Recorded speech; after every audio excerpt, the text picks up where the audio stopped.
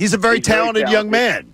Yes, he is. He's welcoming me around the new buildings here, which I've never been to. Wow, I can't believe this is the first time that I'm in the new ESPN studios, and it's something. I heard. Tell you something. I heard Jack doing lacrosse a few weeks ago. I mean, Jack he's a young broadcaster too.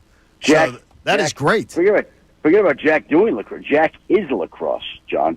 Damn right. Well, what can I say? He's a talented young man, handsome young man too. So he's gonna have quite a career for himself. Yeah, there you go. Well, he's walking me around, showing me the place, and he goes, "Who are you on with?" I said, "Andrew and John." He goes, "John Kincade?" He goes, "My dad was roommates with John." There you go. How about that? That's so funny. Where did you guys go to school? Temple University, baby. Yeah, that's what Jack just said. Temple. There you go. Wow. There you go. Great stuff. T for Temple U, Schefty. There we go. All right, Adam. So mandatory mini camp over for the Eagles. Obviously, some other teams still having theirs. They do mandatory mini camp for more than 10 minutes. Some players did not appear to mandatory mini camp. One player is not even on a team. Jaire Alexander, released earlier this week by the Green Bay Packers. Obviously, second corner is an area where we are keeping an eye on here in Philadelphia because there is a position battle there. Do you believe there's any interest from the Philadelphia Eagles, and what's that market like for Jaire Alexander? Well, I think he's been waiting to basically get his freedom. And he had an offer on the table from the Packers, and he could have probably gotten more money there. But I think he was interested. He was not interested in reworking his contract and taking a pay cut. That didn't interest him.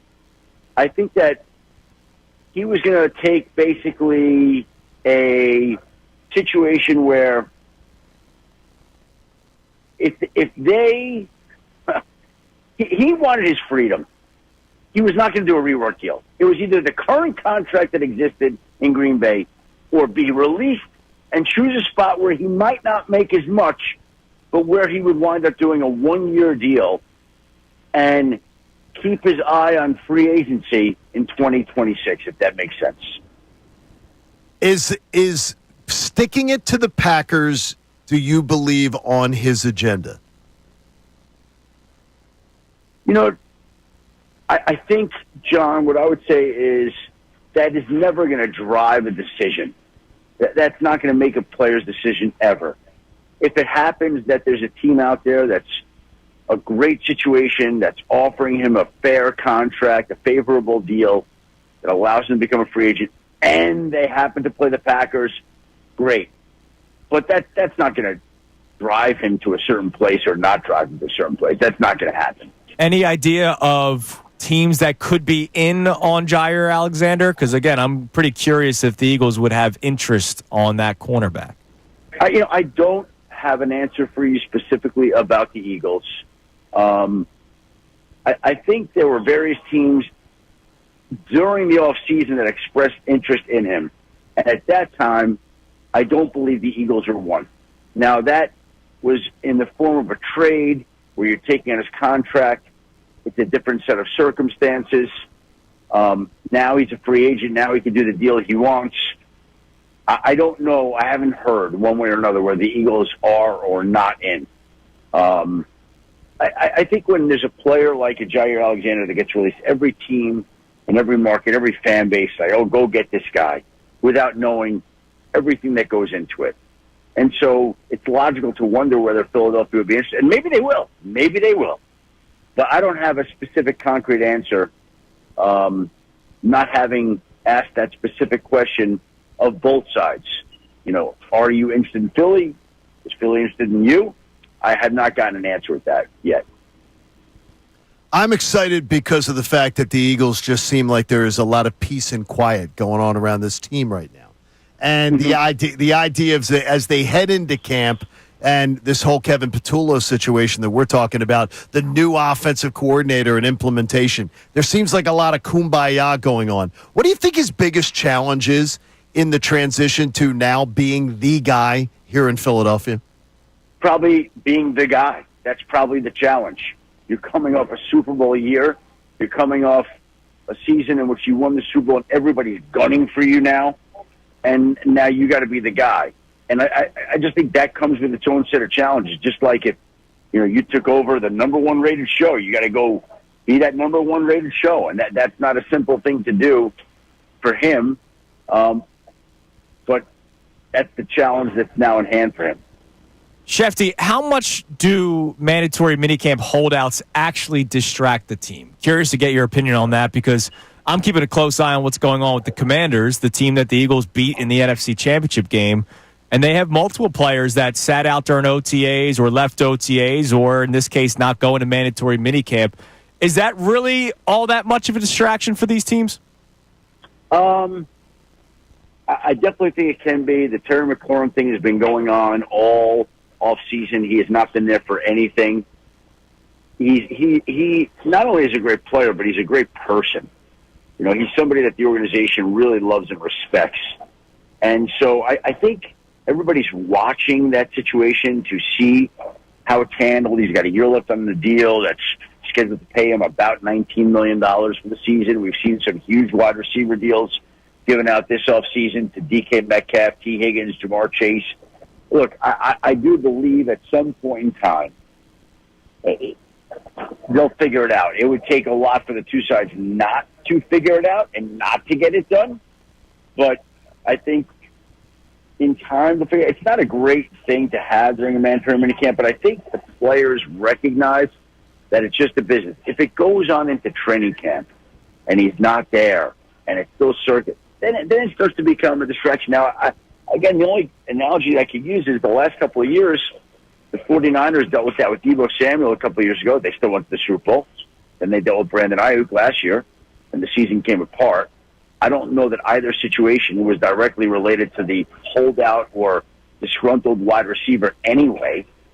So you could make of it anything you want. I think teams in general don't want these situations, and rightfully so. You want a clean, simple, easy existence. You don't want any drama and trauma hanging over your team. So the sooner you get it cleaned up, the better it is. But I don't know that it's going to sink their season. I wouldn't say that. Is there a thought with the Eagles right now that this team could bring on a big-name free agent and still be able to make sure that they get all of their future, like a Jalen Carter deal, that they could take on a big-money free agent, that Howie could make this thing all work? Well, what is big money? How about a Trey Hendrickson? I don't think so. I would say no. I don't think that's practical. Now, sometimes you find opportunities that surface and you're like, let's squeeze here, we squeeze there, we get this done. But knowing what I know from the past, conversations with various people at various points during the offseason, I would say no, that I don't see something like that happening. I think that they know all the big deals they have coming up, and I think their priority is to pay their own people, their homegrown talent, and reward it over time. And if you go trade for a player like Trey Hendrickson and pay him upwards of $30+ million a year, that really is disruptive to everything going on. Trey Hendrickson is an incredible player, led the league in sacks last year. You don't need me to tell you that. So I just don't see a move like that in the cards. Like now, Jaire Alexander, if the price were right, you're doing a 1-year deal, whatever the number is, low number, with some incentive. Yeah, they could go make that work if that's what they wanted to do. But I have not heard them all of a sudden changing their plan, shifting their strategy, and going all in on a player like a Trey Hendrickson. Schefter, sticking in Cincinnati, because I'm just curious. John mentioned it. It's nice that we have a peaceful mandatory minicamp. Everybody showed up. That's great.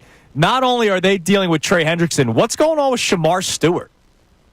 This one has me completely baffled, befuddled, and I can't even believe what I've seen on so many levels, because you got your rookie first-round draft pick who hasn't signed.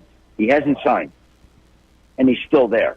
Now, why he's still there, you want to be with your teammates, or all these, I don't get that. Okay, like, if you're not signed and you're trying to get a deal done, the best statement you could make is not with any words that you could make criticizing the team, as you did yesterday, saying that it would rather win arguments than games. It's just staying away. That's the best argument. Terry McLaurin, do we hear him saying anything right now? No. No. He's just staying away. Okay? And I think to me, that's the way to handle it. Don't show up, especially when you're a rookie, especially when you've never played a game.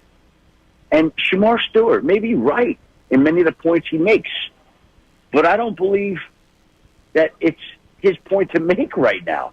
Maybe I'm wrong. Maybe I'm old-fashioned there. Like, he hasn't played a snap in the NFL yet. He hasn't been around that team but a month. I mean, I understand he's pissed off, rightfully so, that they're trying to give him a clause that nobody should have, and that is unfair, and he shouldn't have that clause, and I agree with him, and I'm all for his side there.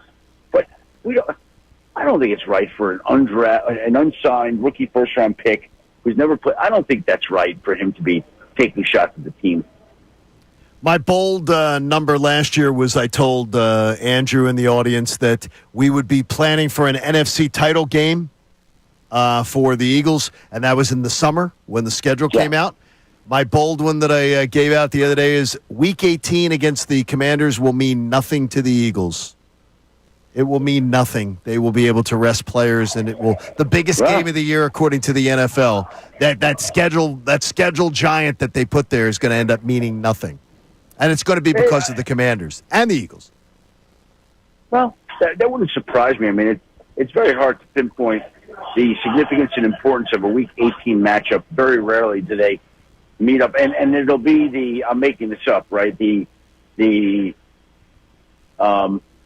Patriots-Browns game in Week 18. I don't even know who's playing. But something like that will turn out to be the game of the week. That's the beauty of the NFL and the beauty of the scheduling. Schefter, we appreciate the time as always, Take man. care of Jack for Thanks me. for moving up, and we'll talk to you next week.